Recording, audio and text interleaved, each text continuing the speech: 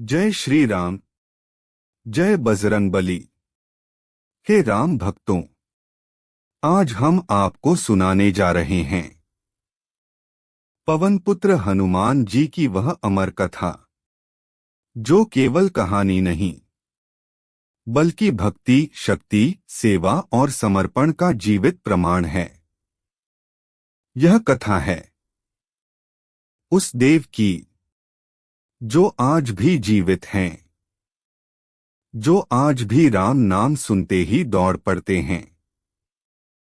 त्रेता युग की बात है।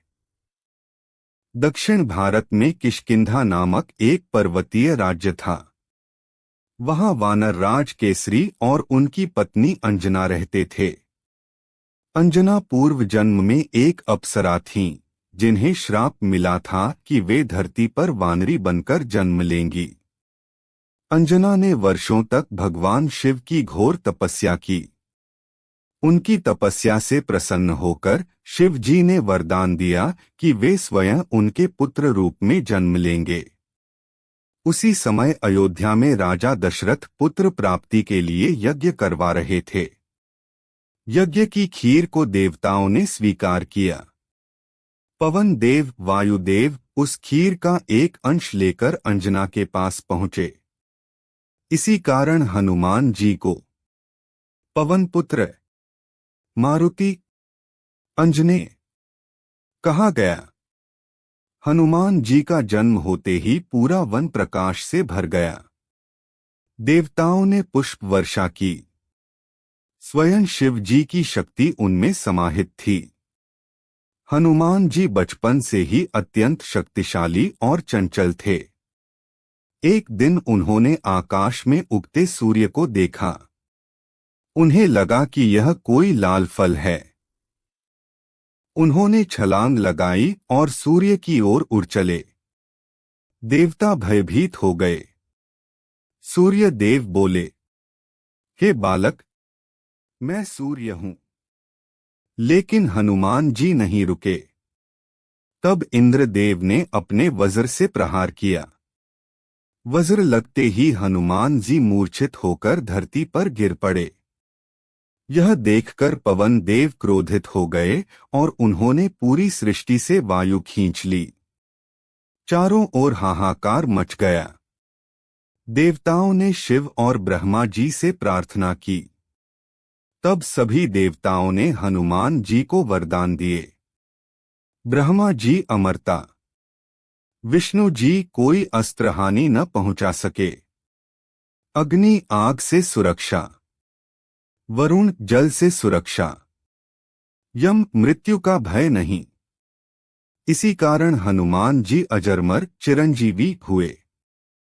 हनुमान जी अत्यंत विद्वान भी थे। उन्होंने सूर्य को ही अपना गुरु बनाकर नव व्याकरण, वेद, शास्त्र सीखे। लेकिन अपनी शरारतों से वे ऋषियों को परेशान करते थे। एक दिन ऋषियों ने उन्हें श्राप दिया, जब तक कोई तुम्हें तुम्हारी शक्ति याद न दिलाए, तुम अपनी शक्ति भूल जाओगे।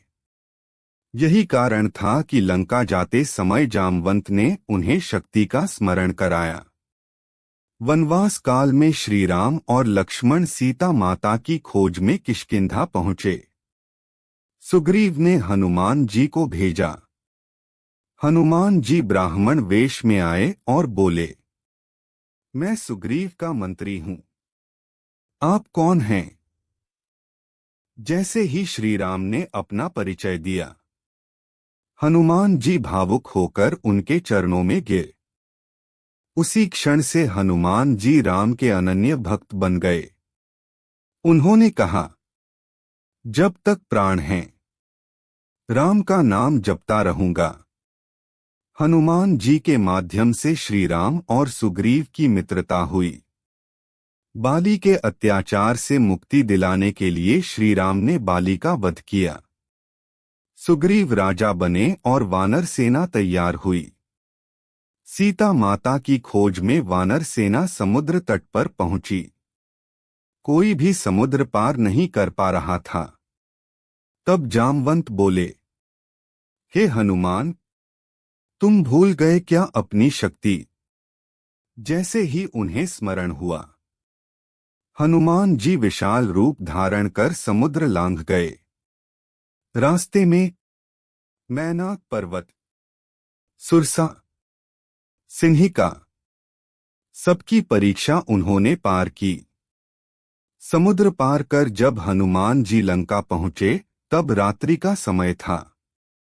चारों ओर सोने से बनी भव्य इमारतें, ऊंचे ऊंचे प्रासाद और राक्षसों की नगरी चमक रही थी। लंका के द्वार पर लंकिनी नामक राक्षसी पहरेदार थी। जैसे ही हनुमान जी ने प्रवेश करना चाहा, लंकिनी ने रोका। हनुमान जी ने हल्के से मुक्का मारा।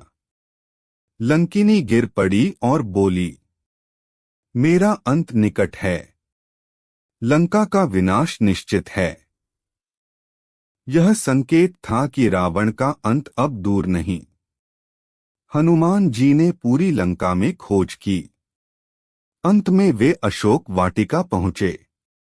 वहां एक वृक्ष के नीचे साधारण वस्त्रों में दुबली पतली लेकिन तेजस्वी माता सीता बैठी थीं। उनकी आंखों में आंसू थे। होठों पर केवल एक नाम धरा। राक्षसियां उन्हें डराती थीं, लेकिन सीता माता अडिग थीं। हनुमान जी ने पेड़ पर बैठकर राम नाम का मधुर उच्चारण किया। सीता चौंकी, यह राम नाम यहाँ कैसे? हनुमान जी नीचे आए, राम की अंगूठी दी। सीता माता रो पड़ी। हनुमान जी बोले, माता, मैं श्री राम का दास हूं। वे आपको लेने शीघ्र आएंगे। सीता माता ने अपनी चूड़ामी दी और कहा, इसे राम को देना। यह मेरी निशानी है। यह दृश्य इतना भावुक था कि देवता भी आकाश से देख रहे थे। हनुमान जी ने सोचा, रावण को अपनी शक्ति दिखानी होगी। उन्होंने अशोक वाटिका उजाड़ दी, राक्षस सैनिकों को परास्त किया। अंत में अक्षय कुमार, रावण का पुत्र, युद्ध करने आया। हनुमान जी ने उसे मार गिराया। अब रावण क्रोधित हुआ। हनुमान जी जानबूझकर ब्रह्मास्त्र से बंध गए। उन्हें रावण के दरबार में लाया गया। रावण ने कहा, तू कौन है, वानर? हनुमान जी बोले, मैं राम का दूत हूं। सीता को लौटा दो, यही भलाई है। रावण हंसा। उसने आदेश दिया, इसकी पूंछ जलाकर अपमान करो। जैसे ही आग लगाई गई, हनुमान जी ने लंका को ही आग का खेल बना दिया। सोने की लंका जल उठी। महल, बाजार, सेना सब भस्म। केवल अशोक वाटिका और विभीषण का घर सुरक्षित रहा। हनुमान जी ने समुद्र में कूदकर आग शांत की और श्री राम के पास लौटे। राम के चरणों में गिरकर बोले, माता सीता जीवित हैं। राम की आंखों से आंसू बह निकले।